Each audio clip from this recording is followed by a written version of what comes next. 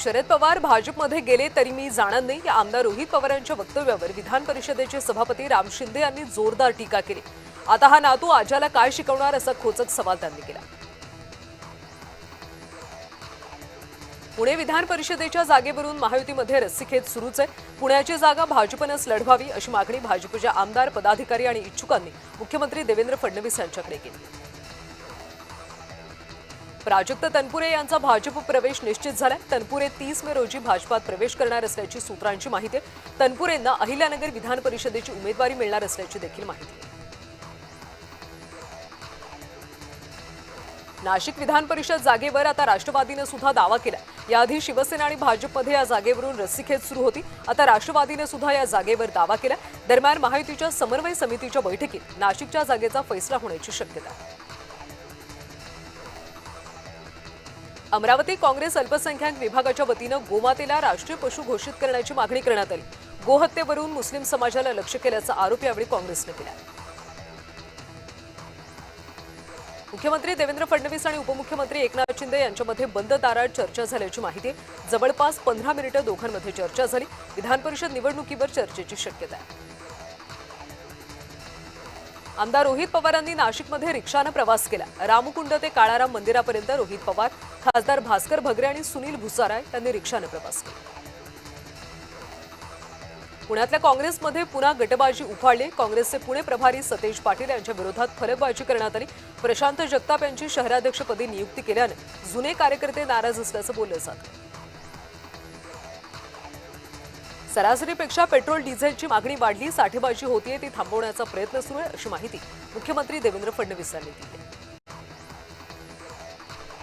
कांदा आणि ऊस प्रश्न सोडवण्यासाठी सरकारचं शिष्टमंडळ दिल्लीला जाणार आहे। मुख्यमंत्री आणि काही मंत्री असं हे शिष्टमंडळ केंद्रीय सहकार मंत्री अमित शहा यांची भेट घेणार आहे। सोलापूरमध्ये खासदार प्रणिती शिंदेंच्या नेतृत्वामध्ये रास्ता रोको आंदोलन करण्यात आलं। इंधन दरवाढ, कांदा हमीभाव, सोयाबीन पीक विमा, खत बियाण्यांच्या वाढत्या किमती आणि नीट घोटाळा यासाठी आंदोलन करण्यात आलं। नांदेड जिल्ह्यामध्ये डिझेल टंचाई निर्माण झाल्यानंतर युवक काँग्रेस आक्रमक झाले। मुदखेड इथल्या पेट्रोल पंपावर युवक काँग्रेसच्या वतीने अनोखं आंदोलन करण्यात आलं। डिझेल घेण्यासाठी आलेल्या शेतकरी आणि नागरिकांना युवक काँग्रेसकडून मेलोडी चॉकलेटचं वाटप करण्यात आलं। मेलोडी खाऊ, डिझेल भूल जाऊ अशी घोषणा देत युवक काँग्रेसने केंद्र सरकारचा निषेध केला। विधान परिषदेची गणित सांगणारी आकडेवारी समोर आली। राज्यातल्या 17 पैकी तब्बल 14 ठिकाणी भाजपकडे एक हाती बहुमत आहे। सद्यस्थितीमध्ये आकडेवारी पाहिली तर राष्ट्रवादीच्या वाट्याला 1, शिवसेनेच्या वाट्याला 1 आणि 15 जागा भाजपच्या वाट्याला येणं अपेक्षित आहे। गोकुळच्या निवडणुकीसाठी आमदार सतेज पाटील यांच्या पॅनलची घोषणा करण्यात आली। राजर्षी शाहू शेतकरी समविचारी आघाडी असं पॅनलचं नाव आहे। पॅनलचं नाव घोषित करणारे एक पत्र काढून आमदार सतेज पाटील यांनी रणशिंग फुंकलं।